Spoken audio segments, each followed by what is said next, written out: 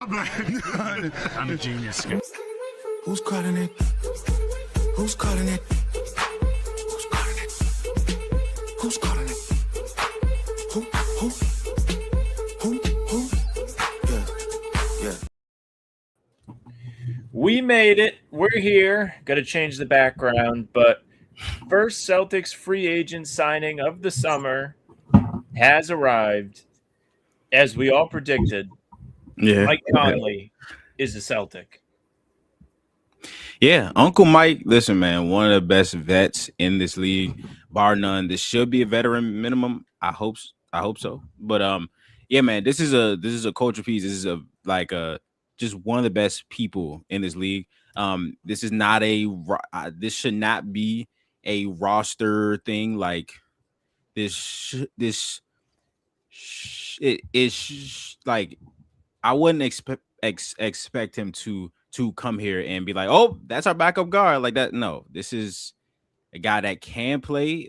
Like he showed in the playoffs. I think that was game 1 where he had like 12 points and he was just like hitting everything. So if you need him to, he can you know what I'm saying? But guys, we should not depend on this guy to play any amount of minutes.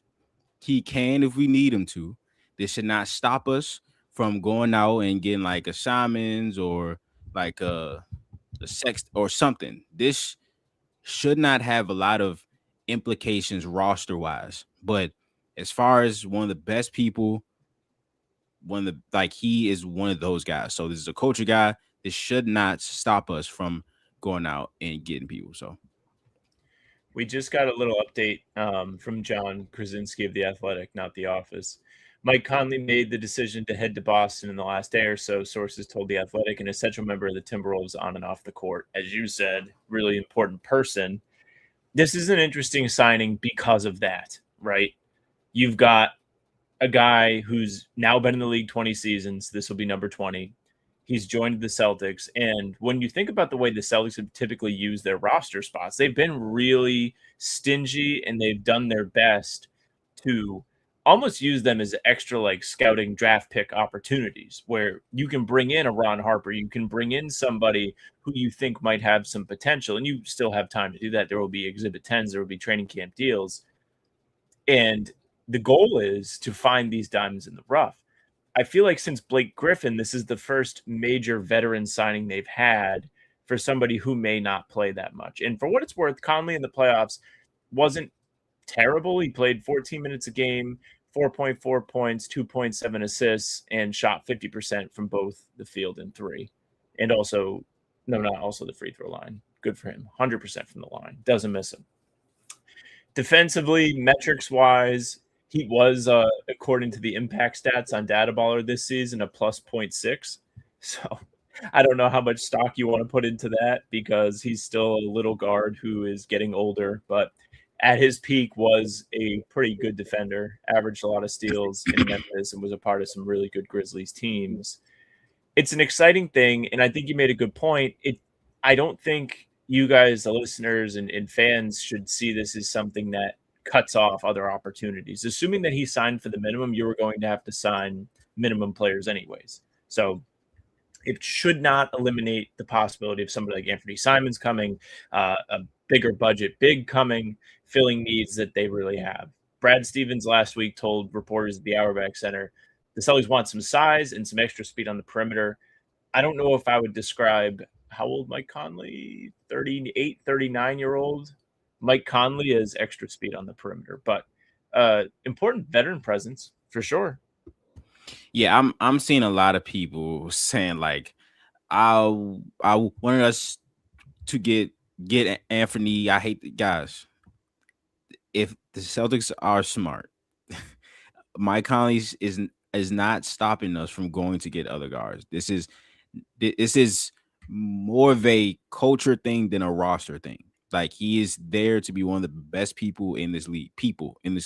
He can play, as we've told y'all. He can play if you need him to. But Conley, this is a consummate veteran, bro. This is like one of those guys. So hopefully I'm right in that they're not like, hey, this is our backup PG. We not signing. No, it's cool now. No. So, maybe they signed Mike Conley. Hey, listen, hey, they said the first thing I thought it was like, hey, maybe he could talk to JB, yo. I'm saying they might use Mike Conley to, but no, I don't know. But no, They this hired is, him as HR. yeah, they hired to come in Mike and Conley's HR. But no, this is a culture thing. This is a culture thing. This should not stop us from signing other guards. Yeah, it should not. And again, assuming it's the minimum, they will still have 15.1 in MLE, 5.5 in the biannual exception, and they'll have wiggle room. We did hear, I wrote up for Harvard Houdini this morning, just a couple of candidates before this happened that they could sign, just because we've heard rumors over this past week, and I kind of wanted to put them all in one place.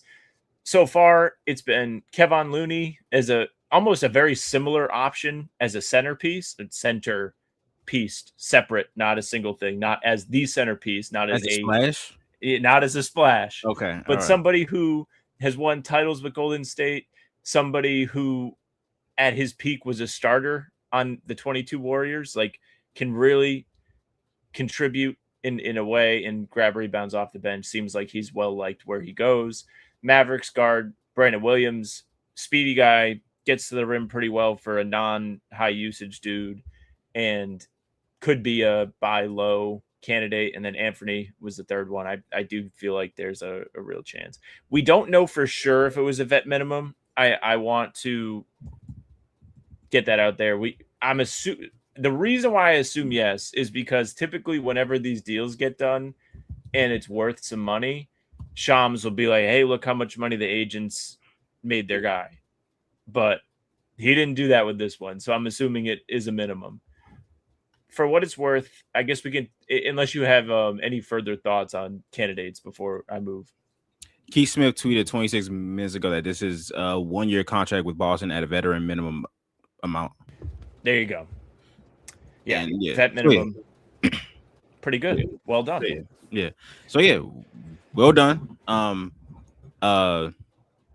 Yeah, some of course like Colin Sexton, Anthony Simons.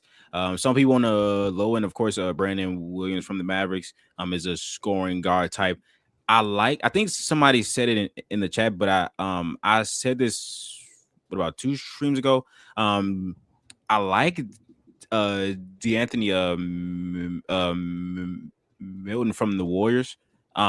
He had an injury, was that 2 years ago, but he played some last year. That's a guy that I think can not gonna do a lot of handling or like shot creation type stuff, but he is still a good defender. He can shoot the ball. What did he shoot last year? I don't think he shot it well. No, he didn't shoot it well last year. He played 50 games last year, but the year before he shot 37% from 3, 36% the year before that, 39. So okay, yeah, this I think last year was just like an outlier year from 3, but this is a guy that is gonna give you something on both ends, and he should be cheap. So if like we can't get like Simons or Sexton like the 12 to 15 range, I think Milton could be a guy that we could grab the 2. Yeah, at his peak, he was pretty good for Philly. I remember him being somebody that I think I don't think he played well against the Celtics in the playoff series in 2023. I mean, he shot 38% in that postseason for Philly, 7.9 a game. And you could kind of see like what his role could be as a rotation 2 guard who defends pretty well. So I wouldn't hate that notification popping up on my phone. I think he's somebody at just 28, right? Yeah, 28. He's 28? Yeah, just turned 28. I thought he was older than that. So I mean, yeah, exactly. Like still has probably a little left in the tank and could help. We also got the update that Vooch back to the Magic. He's gone, officially gone. We had written him off as gone. We'd gotten reporting that he was gone, but Vooch signs 1 year, $3.9 million to go back to the Orlando Magic, where he played the bulk of his career. He is no longer a Celtic. I like that, Vooch. I like that for you. Hey, Vooch, man. I know we ain't give you the proper, you dig, That was it was a hand injury? He broke his finger. If he His never broke finger. his finger, it would just be the meme of like the future society where like they have the flying cars. Like maybe he would have got comfortable in the rotation and Listen, could have helped the Celtics in the playoffs. As soon as Tatum comes back, bro, just his finger pop. And then game 7, he don't play any time at all. That's when They I gave was him like, good yeah, seats. it's probably over. But hey, Vooch, I appreciate your half year. Appreciate you, big dog. Appreciate you. All right, there you have it. Mike Conley on the Celtics on a vet minimum. Be on the lookout for more stuff on the channel today. If they sign somebody else, if I'm around, I'll pop back on. Jack will be around later today, I'll assume, and I'm sure Nick will be around monitoring the free agent market too. So you can subscribe to Nick NBA on YouTube. You gonna do a Mike Conley film? I'm gonna Is it just reserve him that. like giving good data? Off the court film. You know what I'm saying? We'll All do right. that. Subscribe to us, hit the bell, just so if any news breaks, if you hit the bell, you won't miss any of it. And we will be here every single day with something new for you, new pods, Tuesday, Thursday, and Sunday, game recaps during the season, the morning after each game, and other videos in between to keep you up to date with everything all Celtics. You can find all of our stuff on Spotify and Apple too. If you just want the audio stuff, go ahead, go there. It'll go right to your feed. Leave a 5-star review. We'd appreciate that. You can email us, hbtcpod@gmail.com, or read them every single time we do the show.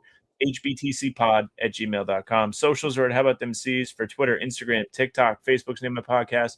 All streams are there. They're on YouTube. They're on Twitter. Jack's Twitter's Jack Simone NBA. Nick's is at Nick NBA YT. Mine's at Sam LaFrance NBA. That's it for us. Bye.